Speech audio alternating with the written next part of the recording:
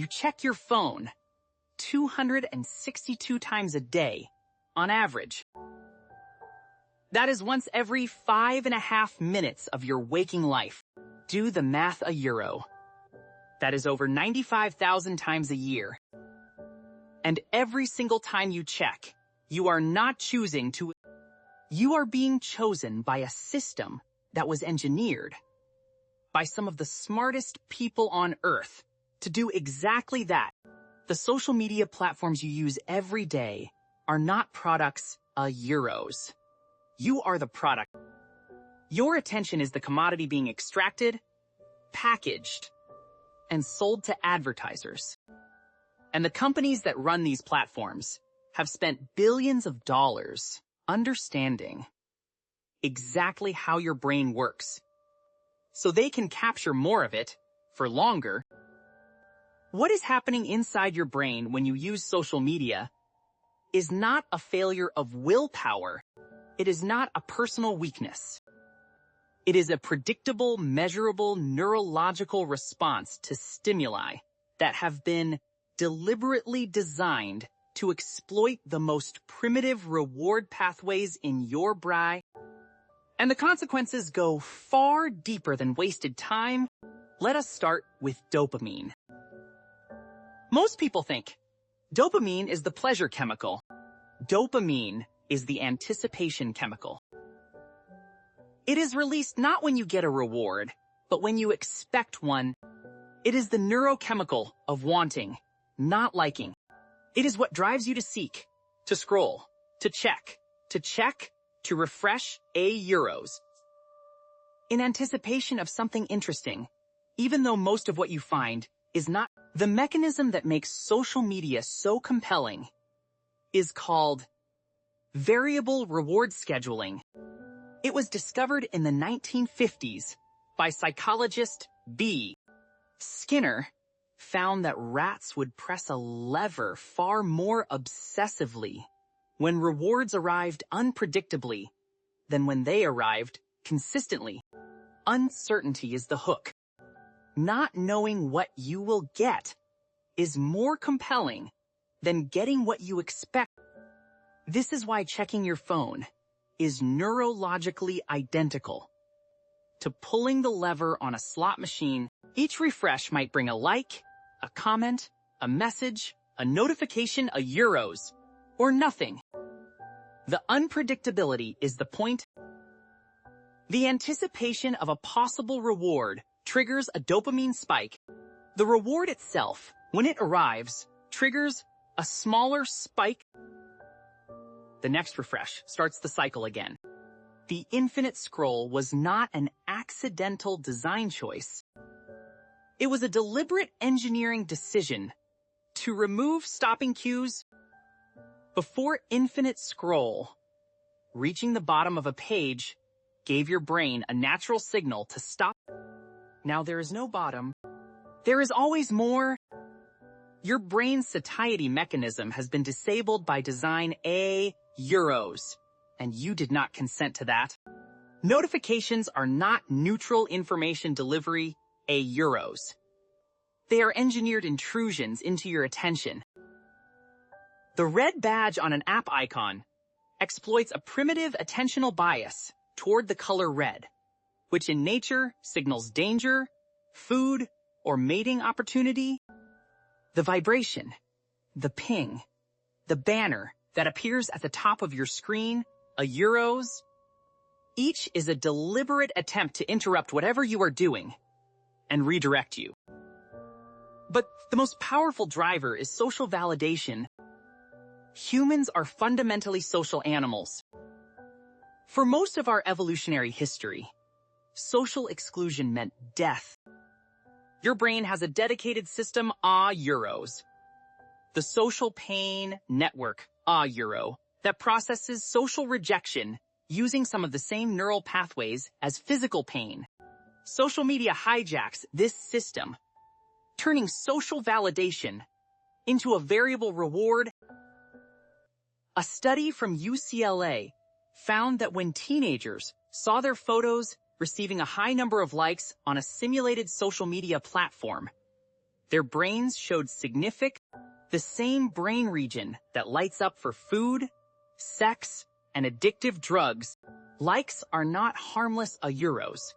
They are neurochemically potent. Then there is social comparison. Before social media, you compared yourself to the people you actually knew euro.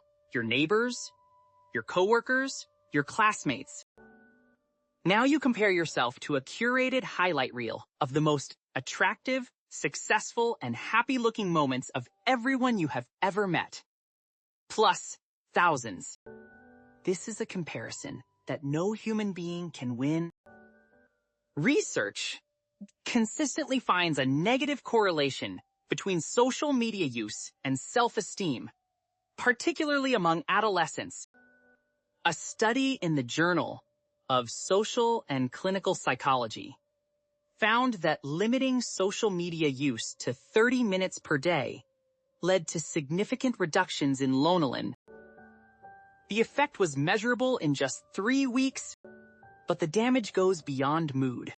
Constant interruptions fragment your attention into smaller and smaller pieces. Research by Gloria Mark at UC Irvine found that the average time a person spends on a single screen before switching to something else is now just 47s. And it takes an average of 23 minutes to fully refocus after an interruption.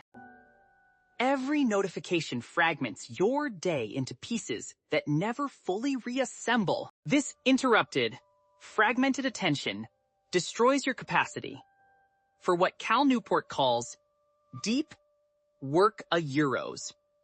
The ability to focus without distraction on a cognitively... Deep work is how you learn complex skills, produce high-quality output, and solve difficult problems.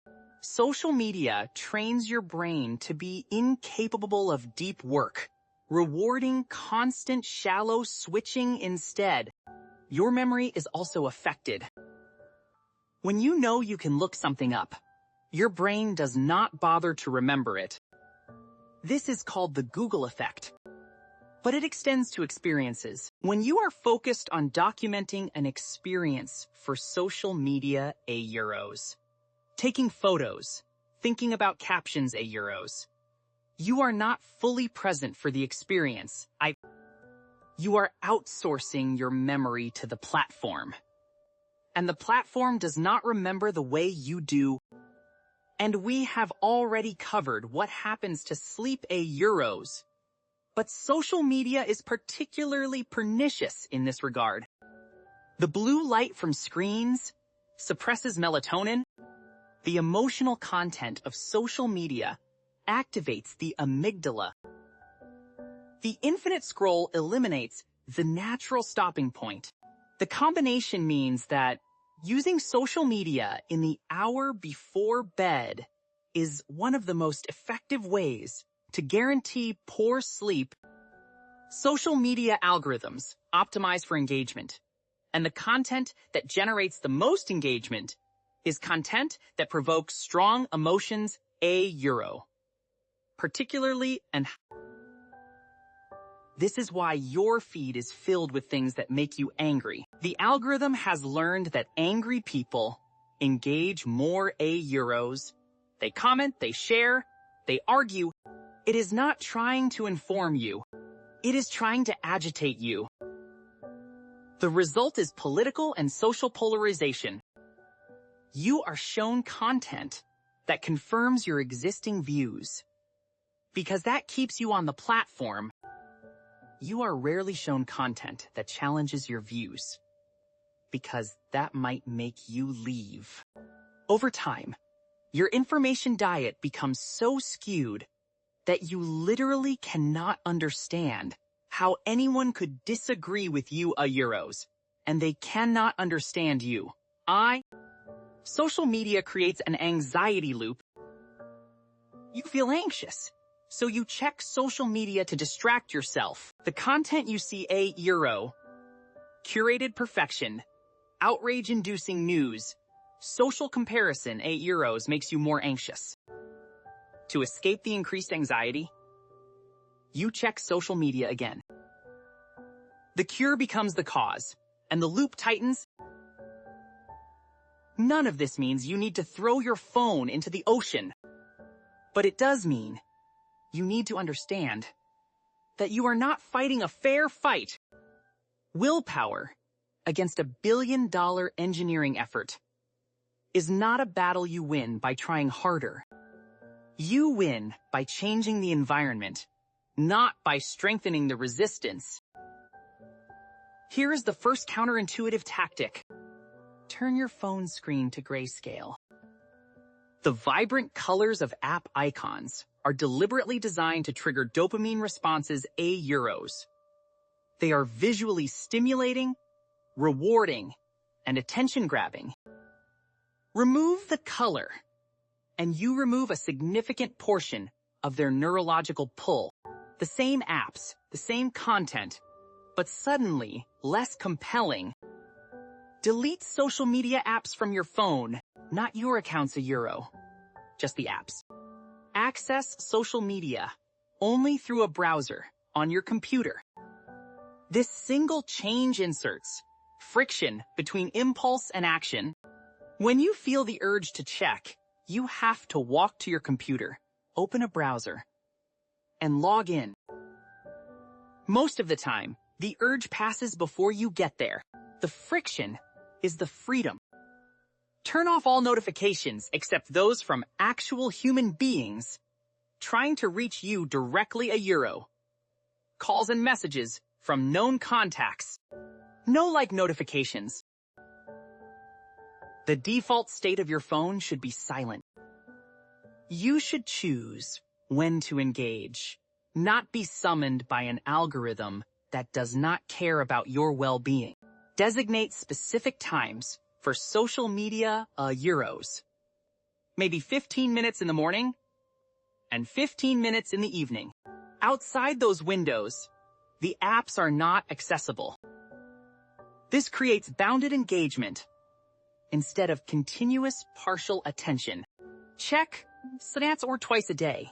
Catch up on what matters, and then disengage. The world will not end. Create phone-free zones and times. No phones in the bedroom. No phones at the dinner table. No phones for the first hour after waking or the last hour before sleeping. These boundaries protect the spaces where relationships happen, where sleep happens, and where your brain transitions in and out of rest. Replace the habit. Do not just remove it. When you feel the urge to check your phone euros, and you will euros, have a replacement behavior ready. Read a physical book. Take 3 deep breaths. Write down one thing you are grateful for. Do 5 push-ups. The urge will pass in about 90 seconds.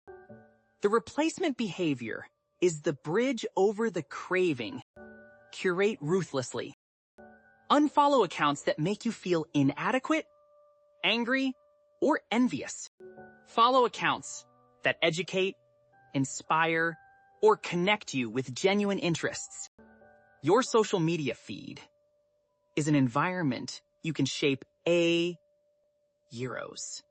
but only if you treat it as an active choice rather than passively accepting whatever the algorithm asks. Consider a digital Sabbatha euros, 1 full day per week with no screens, no phone, no computer, no television.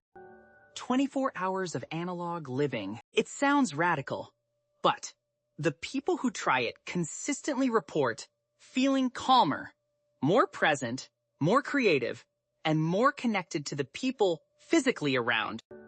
Here is what I want you to understand at the deepest level. Social media is not neutral. It is not a tool like a hammer or a bicycle. It is an environment that has been engineered to capture and hold your attention using mechanisms that exploit the vulnerabilities of your brain.